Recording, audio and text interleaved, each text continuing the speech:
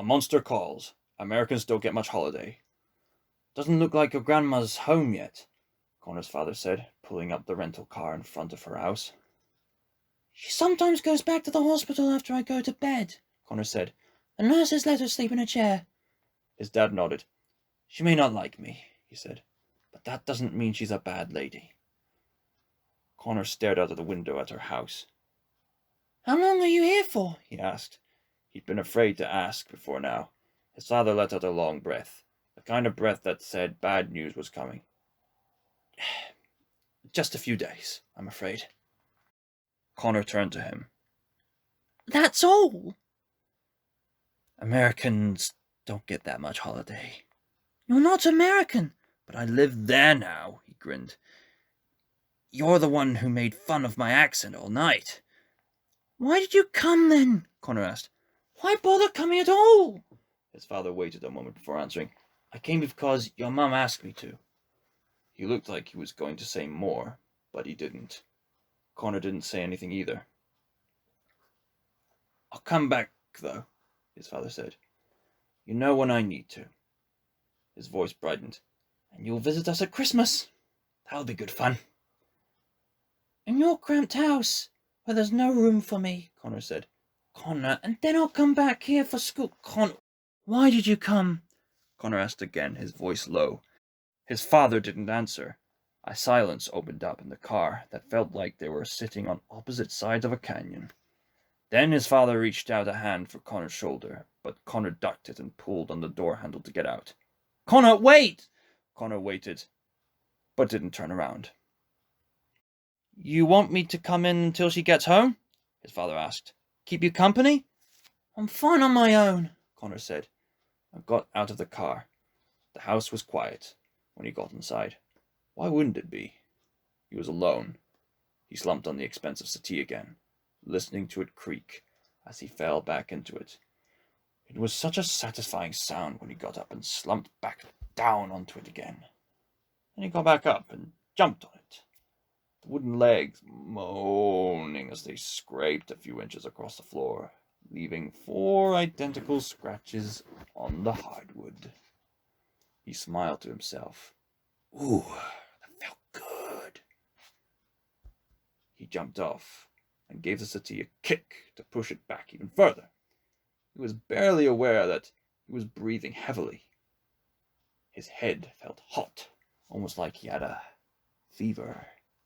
He raised a foot to kick the settee again. Then he looked up and saw the clock. His grandma's precious clock, hanging over the mantelpiece, the pendulum swinging back and forth and back and forth, like it was getting on with its own private life, not caring about Connor at all. He approached it slowly, his fists clenched. It was only a moment before it went bong, bong, bong, its way to 9 o'clock. Connor stood there until the second hand glided around and reached the 12. The instant the bongs were about to start, he grabbed the pendulum, holding it at the high point of its swing. He could hear the mechanism of the clock complaining as the first bong of the interrupted bong hovered in the air. With his free hand, Connor reached up and pushed the minute and second hands forward from the 12. They resisted, but he pushed harder, hearing a loud as he did, so that it didn't sound especially good. The minute and second hands sprung suddenly free from whatever was holding them back, and Connor spun them around, catching up with the hour hand and taking it long too, hearing more complaining, half bongs and painful from deep inside the wooden case.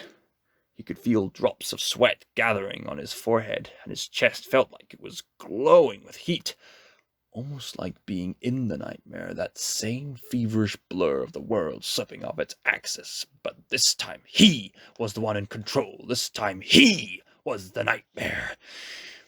The second hand, the thinnest of the 3, suddenly snapped and fell out of the clock face completely, bouncing once on the rug and disappearing into the ashes of the hearth. Connor stepped back quickly, letting go of the pendulum. It dropped off its center point, but didn't start swinging again, nor did the clock make any of the whirring, ticking sounds it usually made as it ran, its hands now frozen solidly in place. Uh-oh. Connor's stomach started squeezing as he realized what he'd done. Oh no, he thought. Oh no.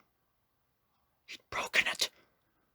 A clock that was probably worth more than his mum's whole beaten-up car. His grandma was going to kill him.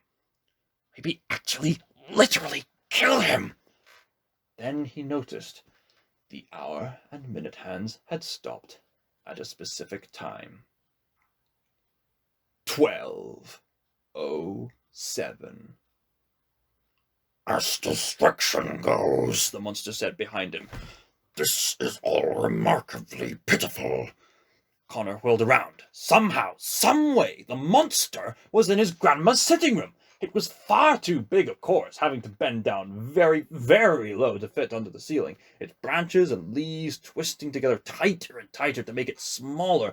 But here it was, filling up every corner. It is the kind of destruction I would expect from a boy, it said, its breath blowing back Connor's hair. What are you doing here? Connor asked. He felt a sudden surge of hope.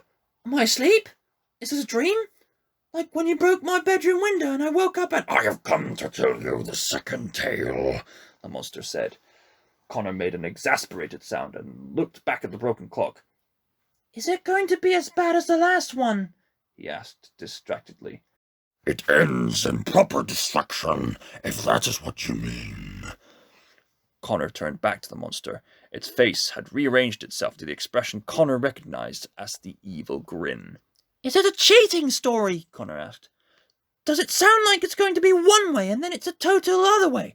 No, said the monster. It is about a man who thought only of himself. The monster smiled again, looking even more wicked. And he gets punished very, very badly indeed. Connor stood breathing for a second, thinking about the broken clock, about the scratches on the hardwood, about the poisonous berries dropping from the monster onto his grandma's clean floor. He thought about his father. I'm listening, Connor said,